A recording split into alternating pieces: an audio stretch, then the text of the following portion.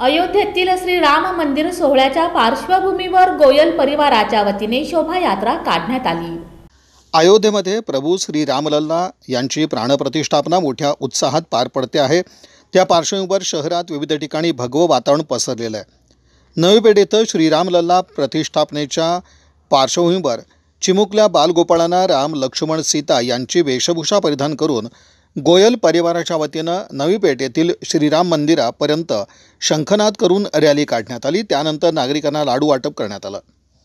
दरम्यान याबाबत महामुनी यांनी अधिक माहिती देताना सर्वत्र आनंदाचं वातावरण निर्माण झालेलं असं सांगितलं। 500 वर्षाचं आपलं जे प्रत्येक हिंदूंचं स्वप्न होतं की राम मंदिर आपलं पूर्ण व्हायचं आहे, ते स्वप्न उद्या 22 जानेवारी रोजी पूर्ण होत आहे। ही प्रतिकात्मक मिरवणूक गोयल परिवारातर्फे हे छोटेसे राम, लल्ला, लक्ष्मण आणि सीतामाई आज आपण नवी पेठमधून श्रीराम मंदिरापर्यंत जात आहोत। ही पूजा वेळेस आम्ही आणि पुष्कराज गोयल दोघे शंखवादन करीत आहोत आणि प्रत्येकानं प्रसाद म्हणून लाडूचं वाटप आपण करत आहोत। यावेळी स्मोक उडवत घोषणाबाजी करण्यात आली।